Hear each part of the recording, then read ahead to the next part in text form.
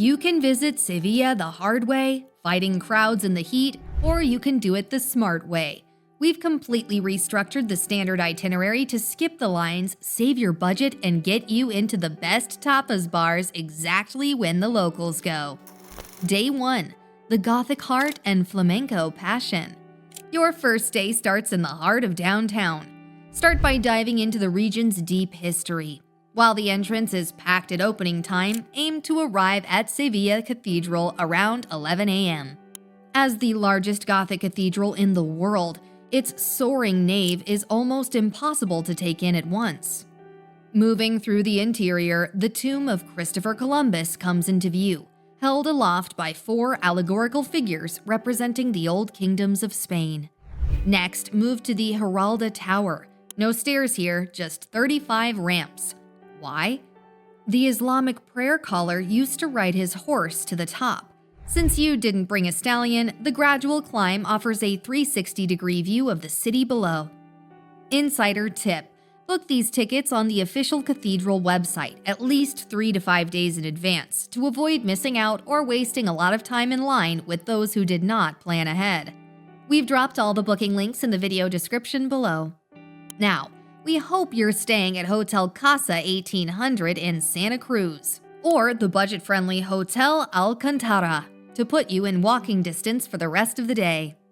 Before the next stop, you've probably worked up an appetite, so walk a few minutes to Bodega Santa Cruz, locally known as Las Columnas, a loud, chaotic, and wonderfully authentic spot where waiters shout orders and chalk your tab on the bar. Order the Serranito, a classic pork loin and pepper sandwich, or the Pringá Montadito, a hearty, slow-cooked pork stew crushed into a bun. With lunch sorted, spend the afternoon navigating the Jewish quarter or Barrio de Santa Cruz. Its maze-like streets aren't accidental. They were intentionally designed to block the summer sun and funnel cool air through the neighborhood. GPS often struggles in these narrow alleys, but here, getting lost is part of the experience. Let yourself drift and you'll uncover hidden plazas filled with orange trees and tiled benches that feel miles away from the city noise.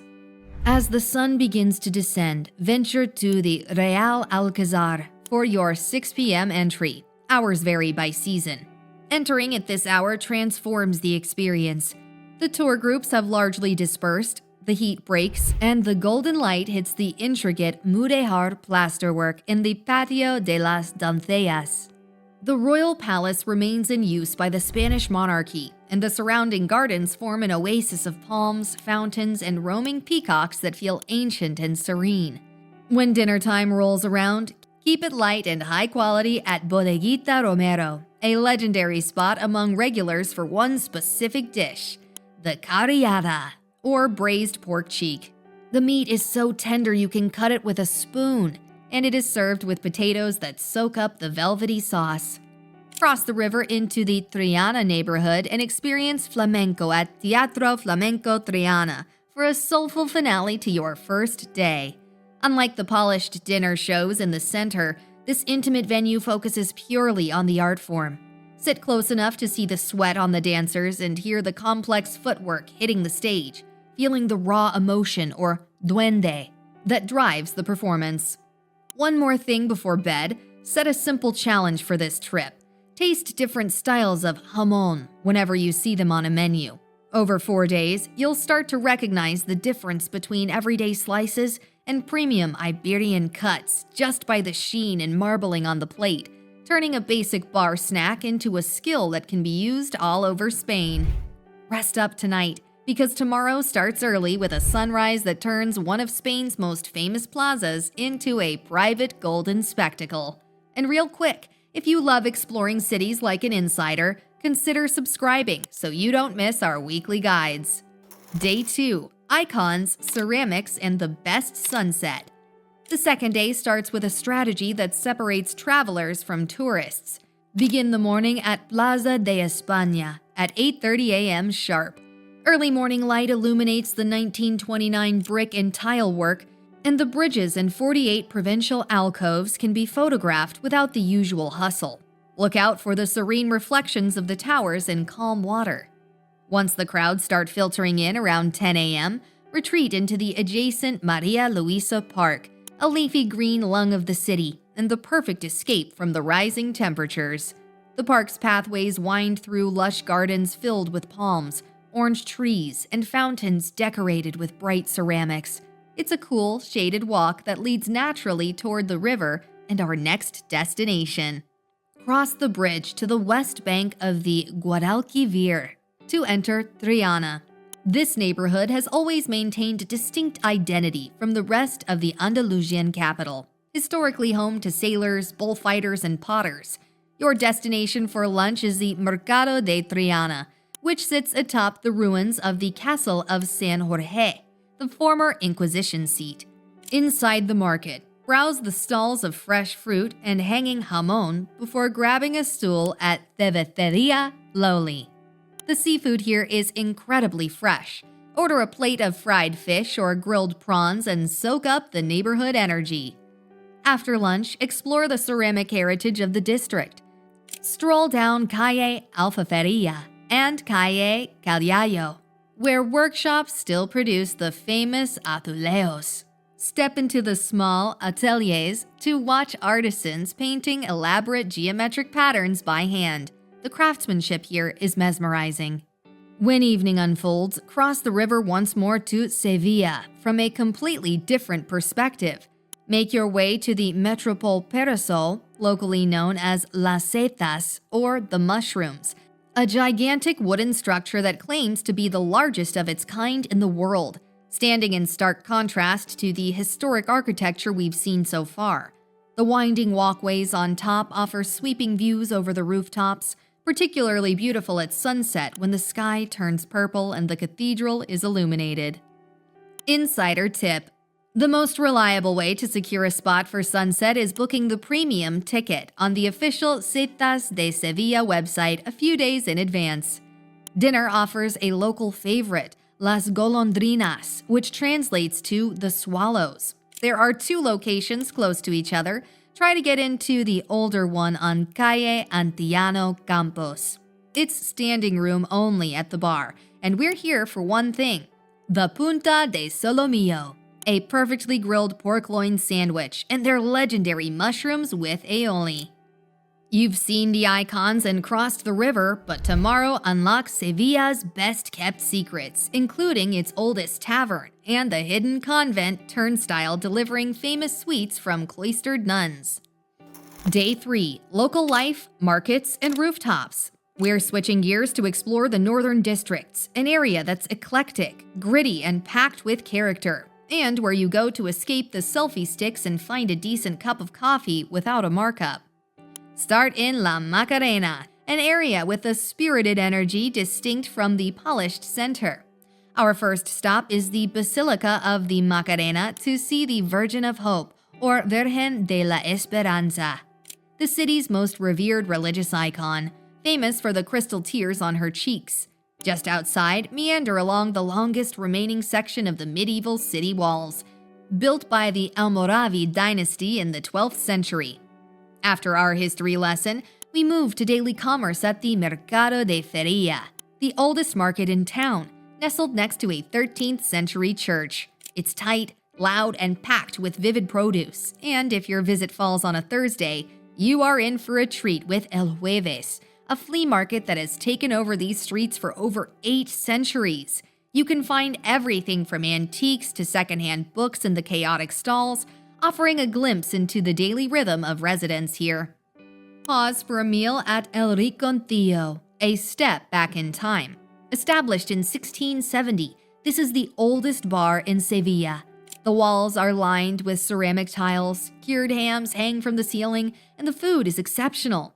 Ordering their signature dish, espinacas con garbanzos, is a must. It's a spinach and chickpea stew that beautifully reflects the Moorish influence on Spanish cuisine. Stroll off lunch in the Alameda de Hercules. The expansive open plaza is a vast public space in the old city, bookended by Roman columns topped with statues of Julius Caesar and Hercules.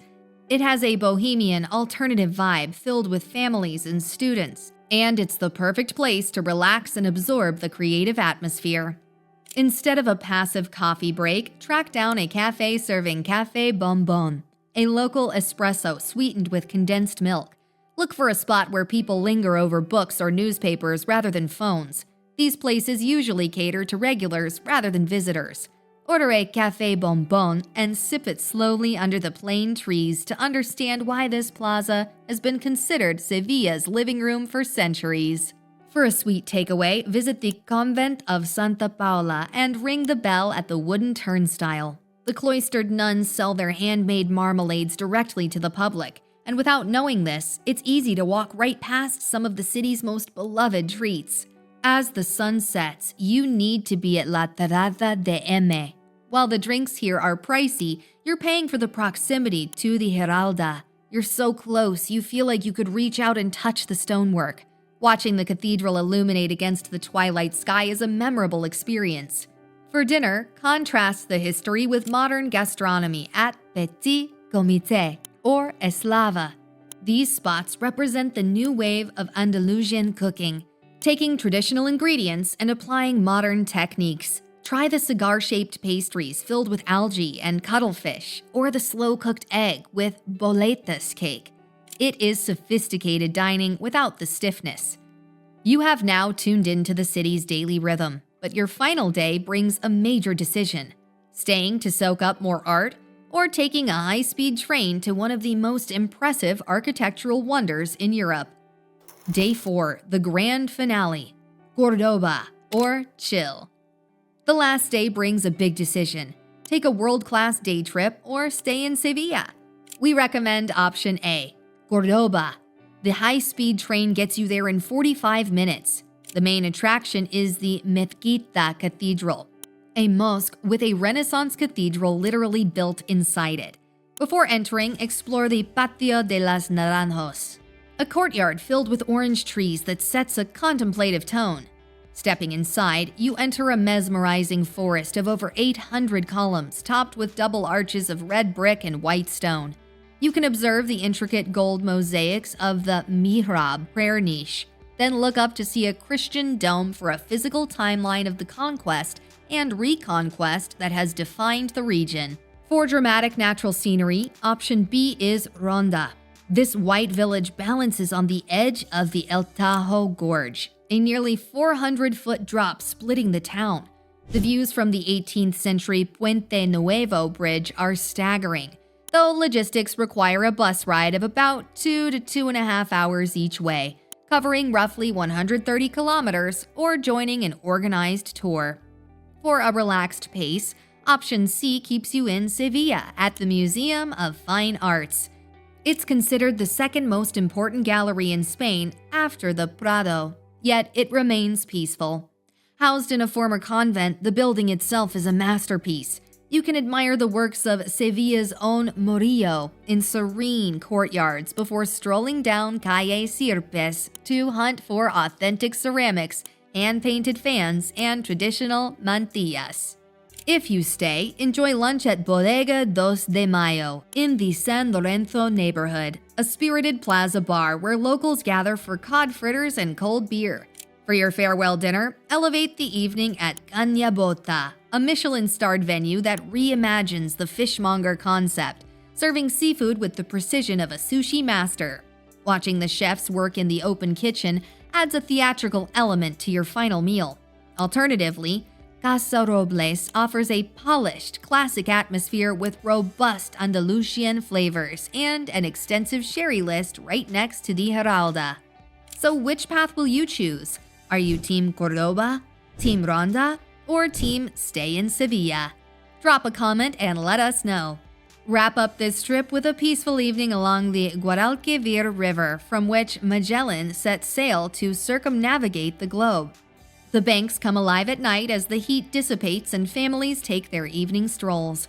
Watch the reflection of the Torre del Oro shimmering on the dark water as you process everything from the last 4 days, cementing your memory of Sevilla before you head home. You began this journey learning how to do Sevilla the smart way, and after climbing the Giralda, tasting your way through the Tapas scene, and visiting the artisans of Triana, you've done exactly that. Explore more of Spain through our Madrid or Barcelona guides, and join us next week for another Insider Itinerary. In the words of Hans Christian Andersen, to travel is to live.